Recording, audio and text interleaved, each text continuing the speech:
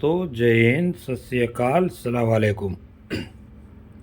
आज हम बात करेंगे वॉशिंग मशीन पीसीबी में इनलेट वाल्व और ड्रेन मोटर का नहीं चलना।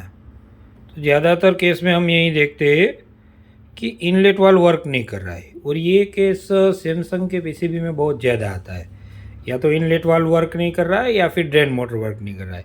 तो उस पीसीबी में ज़्यादातर लोग फंस जाते हैं कि भाई क्या करें, प्रॉब्लम कहाँ पे हो सकती है।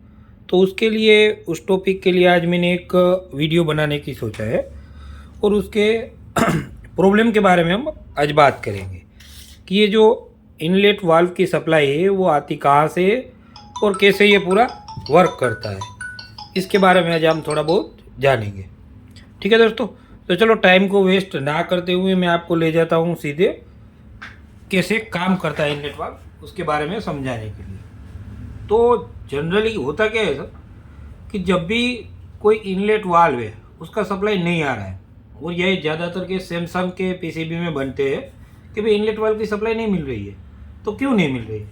तो उसके लिए हमें पीसीबी में जहाँ पे इनलेट वाल्व के कनेक्शन लगते हैं उसके पीछे कटिंग करके देखना है। तो वहाँ पे हमें ट्रैक करेंगे, जैसे ही तो ट्रैक करने से पता चलेगा कि भाई पीसीबी से जो सप्लाई आउट होती है इनलेट वाल्व के लिए, उसके आगे ट्रैक रहता है, ये वाला ये ट्रैक रहता है।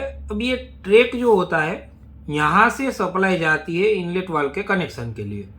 ठीक है, तो ये कनेक्शन, जब ट्रैक भी हम बदलते हैं कुछ केस में, लेकिन ट्रैक बदलने के बाद भी अगर आपका इनलेट वाल्व के लिए सप्लाई नहीं निकल रहा है तो उसके लिए आगे हम क्या करें? तो तब ज़्यादातर टेक्नीशियन फंस जाते हैं, बोलते कि भाई ये नहीं होगा पीसीबी। लेकिन ऐसा नहीं है दोस्तों। जनरली होता क्या है, ये ट्रैक जो है, ये ट्रैक का जो गेट है, तो ये गेट को ड्राइव करने के लिए भी कोई आगे है। जब तक ये ट्रैक को ड्राइव नहीं करेगा कोई, तब तक ये ट्रैक है, यहाँ से जो इनपुट आ रहा है वो सप्लाई को यहाँ पे आउट नहीं करेगा। तो उसके लिए हमें क्या करना होता है कि ये जो ट्रैक है, ट्रैक से पहले एक रजिस्टर लगता है। तो ये रजिस्टर को पहले तो चेक करना है कि भाई ये प्रॉपर जो भी वैल्यू का है वो वैल्यू पे है या नहीं है। और ये रजिस्टर से आगे रहता है हमारा आईसी, जो आईसी ज़्यादातर केस में ULN 2003 होता है। तो ये आईसी खराब होने की वजह से भी आपका इनलेट वाल्व या ड्रेन मोटर का सप्लाई आउट नहीं होगा। जनरली होता क्या है कि MCU जो हमारा होता है, जैसे हम प्रोग्राम देते हैं मशीन को, तो मशीन को प्रोग्राम देने के बाद जब इनलेट वाल्व को चालू करने का, सप्लाई देने का टाइम आता है, तब MCU यहाँ से कमांड देता है इस आईसी को। इस आईसी को जब सिग्नल देता है ULN को, तब ये आईसी यहाँ से आउटपुट देती है, और ये जो ट्रैक है वो ट्रैक को ड्राइव करती है, इसके गेट को ड्राइव करती है। जैसे ये आईसी इस ट्रैक को ड्राइव करेगी, यहाँ पे जो इनपुट 250 वोल्ट खड़े हैं, वो इनपुट है वो यहाँ पे आउट हो जाएंगे। अब कुछ पीसीबी के अंदर यहाँ पे रजिस्टर होता है, जैसे ट्रैक से आगे जाके एक रजिस्टर होगा, रजिस्टर के बाद आपका कनेक्टर लगेगा जहाँ पे आप पीसीबी का वायर हार्नेस लगाते हो। ठीक, तो ये कुछ पीसीबी में होता है, यानी कि 10% केस में ही ये रजिस्टर होता है। तो ये भी अगर आपको चेक करना है कि ट्रैक बदलने से पहले कि भाई ट्रैक के बाद का जो रजिस्टर है वो तो जल नहीं गया है, ओपन नहीं हो गया। अगर ये रजिस्टर ओपन हो गए तो भी आपका ट्रैक सही है, लेकिन आगे का सप्लाई नहीं जाएगा। तो पहले ये रजिस्टर अगर है पीसीबी में तो आप इसको चेक करो, अगर नहीं है तो कोई बात नहीं। फिर उसके बाद आपको क्या देखना है कि भाई यहाँ पे जो भी ट्रैक है, जो भी नंबर का है, तो उसके इनपुट पे, सोर्स पे प्रॉपर वोल्टेज मिल रहे कि नहीं मिल रहे। अगर यहाँ पे वोल्टेज नहीं मिलेंगे तो आप कितने भी ट्रैक बदलोगे यहाँ पे आउट होगा ही नहीं। तो ये वोल्टेज आपको चेक करनी है। इसके बाद आपको दोस्तों आना है यहाँ पे, ये ट्रैक चेंज करना है। तो ट्रैक में जनरली हमारे पास जो सैमसंग वगैरह पीसीबी में ट्रैक लगे हुए होते हैं, SMD बेस पे होते हैं, तो वो ट्रैक मार्केट में अवेलेबल नहीं होते हैं। तो उसकी जगह हम क्या करते हैं, उसकी जगह हम दूसरी आईसी लगाते हैं, दूसरे ट्रैक लगाते हैं। तो डीप पैकेज में होते हैं जो जनरली कौन से आते हैं। तो जनरली ज़्यादातर केस में मैंने तो BTA 12 या फिर BT 137, तो ये दो आईसी में ज़्यादातर लगाता हूँ। फिर इसकी जगह और भी बहुत कुछ लग सकती है, लेकिन वो आपको पहले उसका डेटा शीट चेक करना है। डेटा शीट चेक करने के बाद ही आपको कोई भी आईसी लगाना है। तो अब जनरली होता क्या है कि यहाँ पे जो इसका गेट यहाँ पे, इनपुट यहाँ पे है, आउटपुट यहाँ पे।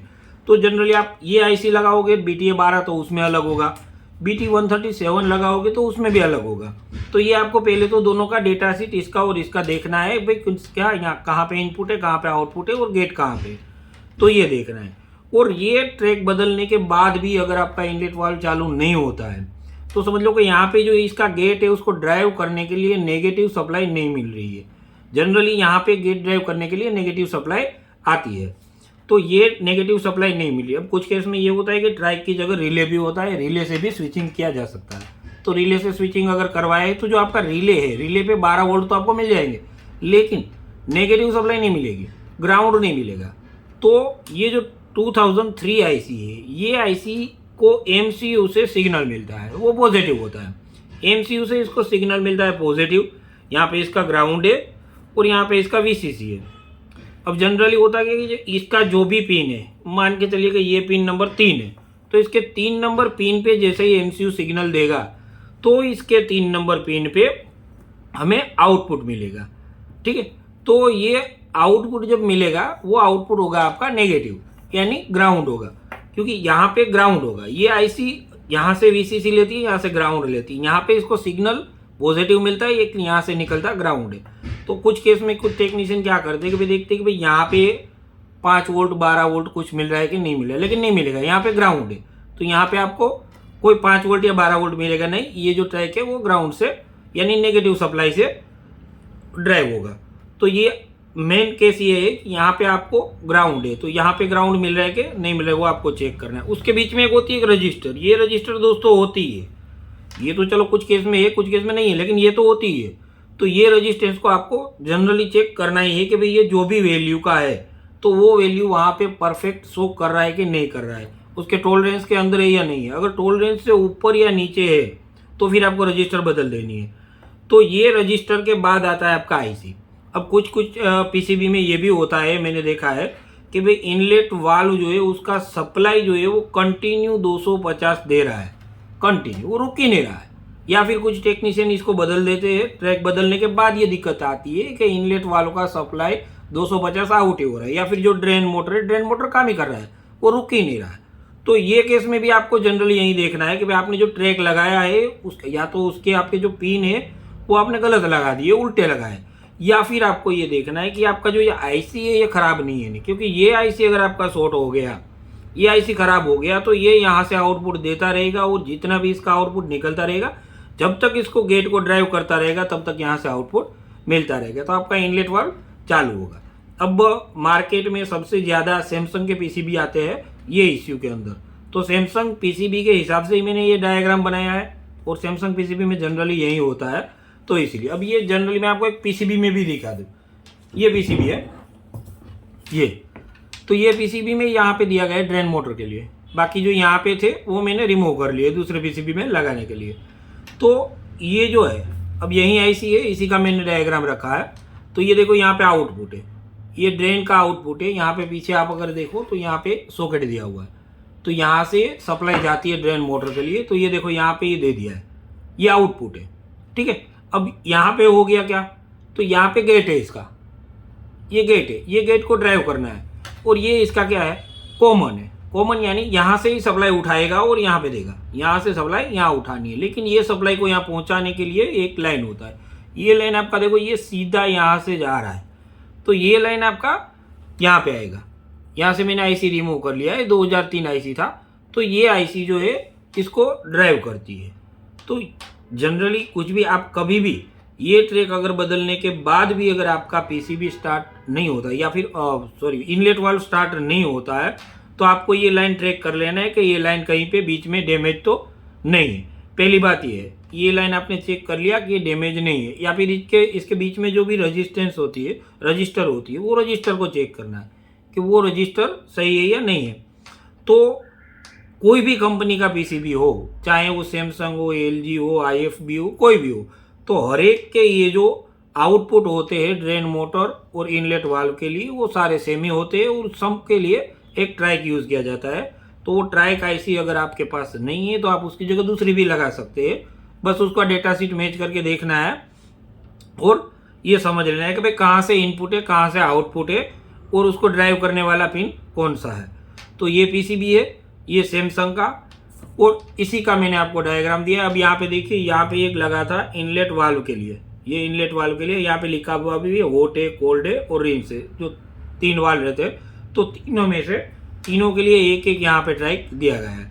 अब यहाँ पे देखिए ये कनेक्शन है, तो इसको सप्लाई मिल रही है यहाँ से, सेम इसकी तरह यहाँ पे एक ट्रैक लगेगा, तो वो यहाँ से इसको सप्लाई देगा, और उसका इनपुट ये है या फिर ये बीच वाला, तो ये दोनों कॉमन होते हैं, इसको और यहाँ पे ये दोनों एक ही होते हैं सेम। यहाँ से आप दो सप्लाई, कोई डाउट नहीं, यहाँ से भी तो कोई डाउट नहीं, तो दोनों जगह से चल सकती है।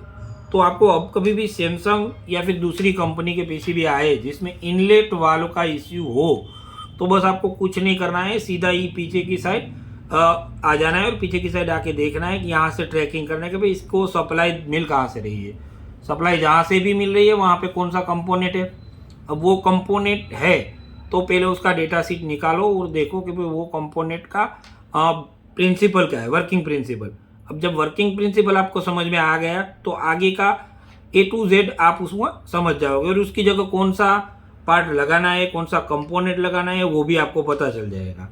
तो दोस्तों ये जो डायग्राम है ये मैंने इसीलिए बनाया है, और ज़्यादातर टेक्नीशियन का मुझे यही फ़ोन आता है कि सर एक सैमसंग का पीसीबी है या फिर IFB का पीसीबी है, तो उसके अंदर ये दिक्कत हो रही है, और कुछ पीसीबी के अंदर ये ट्रैक की जगह रिले हो सकता है।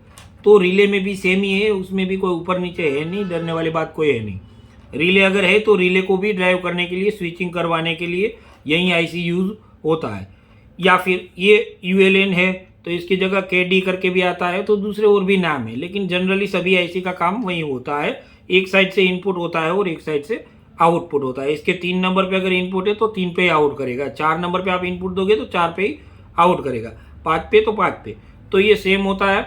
तो इसके अंदर हमें जो मेन बेसिक देखना है कि भाई ये जो IC है ये IC शॉर्ट तो नहीं है, ठीक है। ग्राउंड से आप कोई भी पिन को शॉर्ट करके चेक कर सकते हो, यहाँ पे मल्टीमीटर रखो और यहाँ पे रखो, तो ये IC जो अगर ग्राउंड हो गया है, शॉर्ट हो गया है, ख़राब हो गया है, तो ये IC यहाँ का जो ग्राउंड है इसको डायरेक्टली दे देगा, और ये आपका वर्किंग ही रहेगा जनरली। और दूसरा ये VCC से लेके ये पिन को भी चेक करना है कि भाई VCC है वो आउटपुट के साथ तो मैच नहीं कर रहा है, या कर रहा है या नहीं कर रहा है, तो ये VCC भी आउटपुट के साथ मैच नहीं करना चाहिए। ये जो 3 नंबर है ये 3 नंबर के साथ मैच करेगा जब यहाँ पे सिग्नल देगा MCU सिग्नल देगा, उसके बाद ये वर्क करेगा। तो MCU और IC के बीच में भी एक रजिस्टेंस हो सकती है यहाँ पे, तो ये भी आपको चेक करना है। अगर IC बदलने के बाद, ट्रैक बदलने के बाद भी आपका इनलेट वाल्व या ड्रेन मोटर वर्क नहीं कर रहा है, तो आपको क्या करना है कि भी देखना है कि IC से पहले जो रजिस्टेंस लगाया हुआ है, जो रजिस्टर लगाया हुआ है, वो रजिस्टर बर्न हो गया है, ओपन हो गया है, शॉर्ट हो गया है, उसको चेक करना है। अगर ये रजिस्टर आपका ख़राब होगा तो ये IC वर्क नहीं करेगा, और IC वर्क नहीं करने से ये आपका ट्रैक वर्क नहीं करेगा, और ट्रैक जैसे वर्क नहीं करेगा तो इनलेट वाल्व भी आपका वर्क नहीं करेगा। तो ये कुछ चीज़ें हैं जो आपको ध्यान में रखनी है।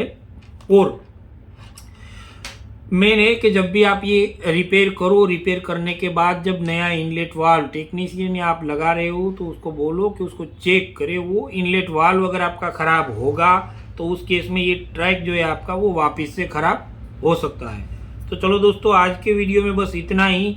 बाकी आपको कुछ भी ज़रूरत हो तो आप हमारे व्हाट्सएप ग्रुप से भी जुड़ सकते हो, जिसका लिंक मैं डिस्क्रिप्शन में डाल दूंगा, और हमारे फेसबुक पेज पे भी आप जुड़ सकते हो, जिसमें आपको 24 आवर सपोर्ट मिलेगा। तो चलो दोस्तों बाय। अगर आप इसका स्क्रीनशॉट लेना चाहें तो आप इसका स्क्रीनशॉट भी ले सकते हो, मैं इसको सेट कर देता हूँ। तो ये अगर आपने स्क्रीनशॉट लिया हुआ है तो आपको काम आएगा।